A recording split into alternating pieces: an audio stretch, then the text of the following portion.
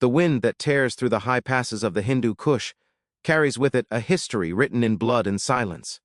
It is a landscape of unforgiving stone, narrow gorges, and thin air, a place where empires have historically gone to die. But in the spring of the year 1221, this rugged terrain became the stage for something that the world had begun to believe was impossible. For years, a shadow had been lengthening across the known world, stretching from the steppes of Mongolia to engulf China and Central Asia. This shadow was the Mongol Empire, a force of nature that moved with a speed and brutality that defied comprehension. They were viewed not merely as an army, but as a divine punishment, a scourge sent to chastise humanity for its sins. Cities fell in days. Dynasties that had lasted centuries were extinguished in weeks. The psychological terror they inflicted was so absolute that entire garrisons would surrender at the mere sight of the yak-tail standards on the horizon. The Mongols were invincible, or so the world thought. But in a valley north of Kabul, near a place called Parwan, that myth of invincibility was shattered. It was here that 30,000 Mongol horsemen, the elite of the steppe, rode into a catastrophe that would echo through the corridors of history. It was here that they met a prince who refused to kneel, a man who understood their tactics and turned their own arrogance against them. To understand the magnitude of what happened at Parwan, we must first strip away the centuries of legend and look at the terrifying reality of the geopolitical landscape in the early 13th century. The world was trembling. Genghis Khan, the unifier of the tribes, had turned his gaze westward. Initially, the Mongol expansion had been focused on northern China, but a diplomatic insult by the Khwarezmian Empire had shifted the Khan's wrath toward the Islamic world. The Khwarezmian Empire was no minor state. It was a superpower of its day, stretching across modern-day Iran, Uzbekistan, Turkmenistan, and much of Afghanistan. It was wealthy, cultured, and militarily potent, boasting a massive army of heavy cavalry and elephants. Its ruler, Shah Muhammad II, styled himself as a second Alexander the Great. When the Mongols first approached with trade caravans, the Shah, blinded by arrogance and insecurity, authorized the seizure of their goods and the execution of their envoys. It was perhaps the single most catastrophic diplomatic error in human history. The Mongol response was a masterclass in total war. They did not just invade, they dismantled the Khwarezmian Empire piece by piece. They bypassed strongholds, surrounded armies, and utilized engineers to drain moats and breach walls. The great cities of Bukhara and Samarkand, jewels of the Silk Road, were reduced to ash and rubble. The Shah, the man who would be Alexander, fled in panic, dying destitute on an island in the Caspian Sea. The empire had been decapitated. But the war was not over. While the father had fled, the son rose to take his place. Jalal al-Din Mingburnu was the last hope of the Khwarezmian resistance. Unlike his father, he possessed a warrior's heart and a tactician's mind. He understood that the Mongols were not demons but men, flesh and blood that could be pierced by steel. Jalal al-Din retreated south, into the mountainous heart of Afghanistan, rallying the shattered remnants of his father's armies. He was a charismatic figure, a beacon in the darkness of the invasion, and thousands flocked to his banner. Turks, Persians, Ghurids, and local tribesmen gathered in Ghazni, looking for a leader who could stop the bleeding. The Mongol high command, however, was relentless. Genghis Khan, occupied with mopping up resistance in the north, dispatched a trusted general to hunt down this troublesome prince. He chose Shigi Kutugu. Shigi Kutugu was not just a general, he was royalty. Adopted by Genghis Khan's mother, he was raised in the Khan's own household, a brother to the conqueror himself. He was an administrator, a supreme judge, and a man of immense standing within the Mongol hierarchy. However, he was not a seasoned field commander in the same vein as the legendary Subutai or Jibi. He was arrogant, confident in the superiority of the Mongol war machine, and eager to crush the last pest of the Khwarezmian line. He took 30,000 cavalry, 3 full tumans, and marched south to Parwan. The stage was set in the narrow valley of Parwan, where the Panjshir River cuts through the mountains. The geography here is critical. The Mongol military doctrine relied on vast open spaces. They were masters of the feigned retreat, the flanking maneuver, and the endless cycle of horse archers rotating in and out of range. They needed room to breathe, room to maneuver, and room to kill. Parwan offered none of this. The valley was enclosed by steep cliffs and rocky ground, uneven terrain that was treacherous for horses moving at a gallop. When Shigi Kutugu arrived, he found Jalal al-Din waiting for him. The Khwarezmian force was larger, perhaps numbering 60,000, but it was a fragile coalition of different tribes and egos. Yet, they held the high ground. Jalal al-Din knew that if he fought the Mongols on their terms, he would lose. He had to force them to fight a battle of attrition, a grinder, where their mobility was negated. As the sun rose on the first day of battle, the tension in the valley must have been suffocating. The Mongols, confident as always, initiated the engagement. They expected the Khwarezmians to break. They expected the usual panic that accompanied their charge. But Jalal al-Din had issued a command that went against the instincts of his aristocratic cavalry. He ordered many of his troops to dismount. This was a stroke of genius. By dismounting, the Khwarezmians anchored themselves to the terrain. They presented a solid wall of shields and heavy armor that the light Mongol arrows struggled to penetrate.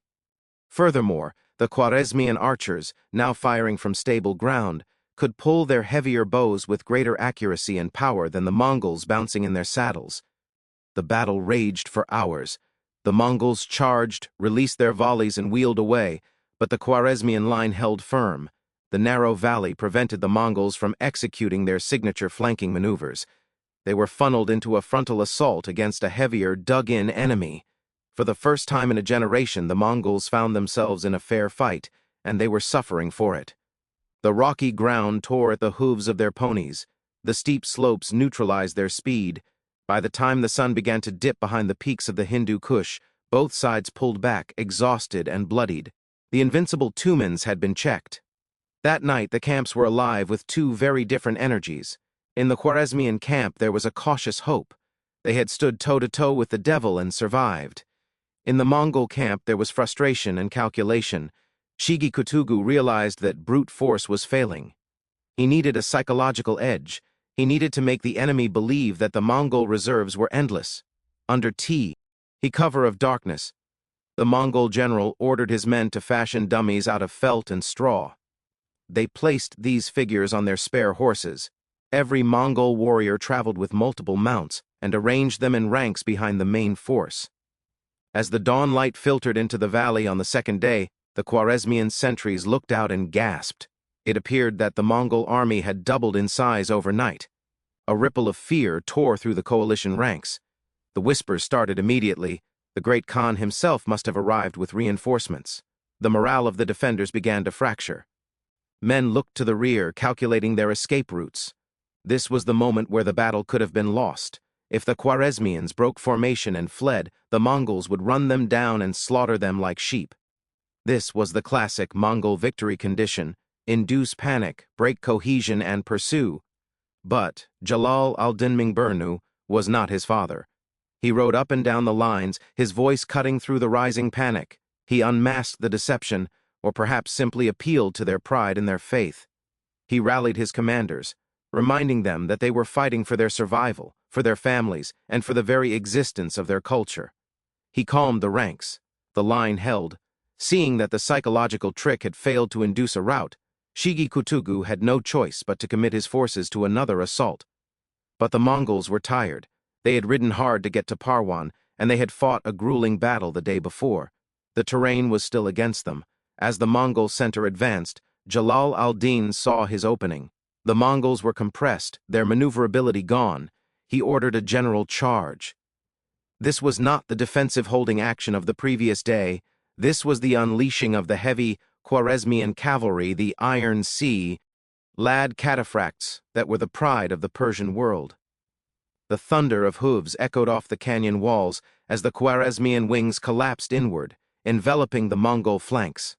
At the same time, the center pushed forward. The Mongols, trapped in the rocky confines of the valley, could not retreat effectively. Their light armor, designed for mobility, was no match for the heavy lances and maces of the Khwarezmian elite in close quarters. Panic, a sensation almost alien to the Mongol soldier, began to set in. The formation disintegrated. For the first time, it was the Mongols who were breaking. Shigi Kutugu, realizing the disaster unfolding before him, signaled the retreat. but it was a messy, chaotic withdrawal. The Khwarezmians pursued with the fury of men avenging the destruction of their homes. They cut down the fleeing Mongols by the thousands. The valley floor was littered with the bodies of the steppe warriors, their silk armor stained with blood, their composite bows trampled into the dust. The victory was absolute. 30,000 Mongols had been crushed. The invincible army had been beaten. The news of Parwan exploded across the region like a shockwave. In the occupied cities of Khorasan, hope reignited. Rebellions flared up in Herat, in Merv, in Balkh. The people believed that the nightmare was ending, that the tide had turned. Jalal al-Din was hailed as the savior of Islam, the lion who had slain the wolf. However, history is rarely a simple narrative of good triumphing over evil, and the tragedy of Parwan lies in what happened immediately after the fighting stopped. The battlefield was rich with plunder, tens of thousands of horses, weapons, armor, and the baggage train of the Mongol army. Among the spoils was a magnificent white Arabian horse, a creature of rare beauty. A dispute arose over this horse between two of Jalal al-Din's most powerful Kham, Anders, his father-in-law, who led the Turkoman tribes, and the leader of the Kalaj warriors. It seems absurd, in retrospect, that the fate of an empire could hinge on an argument over a single animal. But the coalition that Jalal al-Din had assembled was fragile, held together only by the immediate threat of death. With the threat temporarily removed, old tribal rivalries and greed resurfaced. The argument escalated. Insults were traded, then blows. In a fit of rage, Jalal al-Din's father-in-law struck the Kalaj leader with his whip. Jalal al-Din, trying to navigate the complex politics of his army, failed to punish the aggressor. The result was catastrophic. The Kalaj leader, feeling dishonored and disrespected, gathered his tribesmen, who made up a significant portion of the army, and marched away under the cover of night. In the span of a single evening, Jalal al-Din lost nearly half his strength. The victory at Parwan, bought with so much blood and tactical brilliance, was squandered by petty internal bickering. The prince was left with a diminished force, knowing full well that he had just kicked a hornet's nest. Far to the north, the news of the defeat reached Genghis Khan. One can only imagine the scene. The great Khan was not accustomed to failure. He had destroyed empires, leveled mountains, and redirected rivers. The idea that his own brother had been routed was an insult that required a response of biblical proportions. Genghis did not scream or rage, he mobilized. He abandoned his other campaigns. He gathered his sons, Jochi, Chagatai, and Ogadai, and the main body of the Mongol host. He was coming personally. The speed of the Mongol reaction was terrifying. Genghis Khan moved his army through the mountains with a pace that seemed supernatural, ignoring snow, fatigue, and hunger. He was a predator who had caught the scent of blood. Jalal al-Din, realizing that his fractured army could not stand against the full might of the Khan, began a desperate retreat toward the Indus River, hoping to cross into India and regroup. The chase that followed was a harrowing race against time. The Mongols were closing in, burning and slaughtering everything in their path to deny succor to the fleeing prince. They arrived at the banks of the Indus just as Jalal al-Din was preparing to cross. He was trapped. Behind him was the raging river. In front of him was Genghis Khan and the apocalypse. The Battle of the Indus, which followed Parwan, was the final act of this tragedy. Jalal al-Din fought like a man possessed. He led charge after charge, trying to break the Mongol cordon, but he was outnumbered and outmaneuvered. The Mongols, learning from their mistake at Parwan, tightened the noose slowly, bleeding the Khwarezmians dry. Finally, with his army destroyed and his family captured, Jalal al-Din stripped off his armor. He mounted a fresh horse and spurred it toward the riverbank. In a moment that would be immortalized in poetry and song, he leaped his horse off the high bank and plunged into the churning waters of the Indus. Genghis Khan rode to the edge of the cliff. His archers notched their arrows, ready to turn the swimming prince into a pincushion, but the Khan raised his hand. He forbade them to shoot. He watched as Jalal al-Din battled the current, reaching the far bank and shaking his fist in defiance. According to the secret history, Genghis turned to his sons and said, "Such a son must a father have." It was the ultimate tribute from the ultimate warrior. He admired the courage of the man who had defeated his brother at Parwan. But admiration did not mean mercy. The consequences of the Battle of Parwan were devastating for the region. The rebellion that the victory had sparked was put down with a brutality that beggars belief. Genghis Khan sent his sons back into Khorasan with orders to leave no stone standing. Herat, Balkh, Ghazni, cities that had stood for 1,000 years, were depopulated. The irrigation systems that sustained the agriculture of the region were destroyed, turning fertile lands into deserts. The Mongols ensured that no resistance would ever rise from these mountains again. The victory at Parwan had given the people hope, but that hope had been a cruel illusion. It had merely served to draw the full, undivided attention of the Mongol storm. When we analyze the Battle of Parwan today, it stands as a fascinating anomaly in the history of the Mongol conquests. It proved that the Mongols were not invincible. It demonstrated that with the right terrain, the right tactics, and disciplined leadership, the steppe cavalry could be defeated. Jalal al-Din had correctly identified the Mongol weakness, their reliance on mobility, and the psychological fragility of their light cavalry when forced into static, grinding warfare. He showed that if you could negate their spacing and force them into a brawl, their advantages evaporated. However, Parwan also serves as a grim lesson in the importance of unity. The military victory was rendered meaningless by political failure. The Khwarezmian coalition was a hollow shell, unable to sustain success because it lacked a unified vision. They could win a battle, but they could not win a war, because they could not conquer their own greed and tribalism. The Mongols, for all their brutality, possessed a unity of purpose that their enemies lacked. They fought as one organism, directed by a single mind. Their enemies fought as a collection of individuals, each looking out for their own interests. The legacy of Parwan is etched into the landscape of Afghanistan. The ruins of the citadel of Golgola in Bamiyan, known as the City of Screams, stand as a testament to the Mongol retribution that followed the uprising. The silence of the region's archaeology speaks of the civilization that was erased in the aftermath. Yet, the story of Jalal al-Din and the 30,000 Mongols crushed at Parwan remains a powerful narrative of resistance. It is a reminder that even in the face of overwhelming odds, even against a force that seems like the end of the world, human courage can carve out a moment of victory. For one brief, shining moment in the spring of 1221, the shadow was pushed back. The godlike Khan was shown to be mortal. The invincible horde was made to bleed. As we look back through the mists of time, the Battle of Parwan stands as a pivot point. It was the high-water mark of resistance in the West. It was the moment the world held its breath. And while the darkness eventually returned, more terrible than before, the memory of that victory survived. It survived in the stories told around campfires in the Hindu Kush, in the chronicles of Persian historians, and in the military academies, where students still study how a prince with a broken army managed to trap and destroy the greatest warriors the world had ever seen. The wind still howls through the valley of Parwan today. It moves over the rocks where the Mongol ponies stumbled, over the ground that drank the blood of the Tumans. It is a lonely place, a place of ghosts. But if you listen closely to the echoes of history, you can almost hear the clash of steel, the thunder of the charge, and the roar of the day when the earth shook and the Mongols fell. It is a story of brilliance and folly, of heroism and greed, a perfect microcosm of the human condition set against the backdrop of total war. And it all happened because one man refused to believe that the end had come. That is the true story of Parwan. It is not just a battle, it is a tragedy in 3 acts. The rise of hope, the shattering of the illusion, and the long, dark night that followed. But within that tragedy lies the eternal truth of warfare.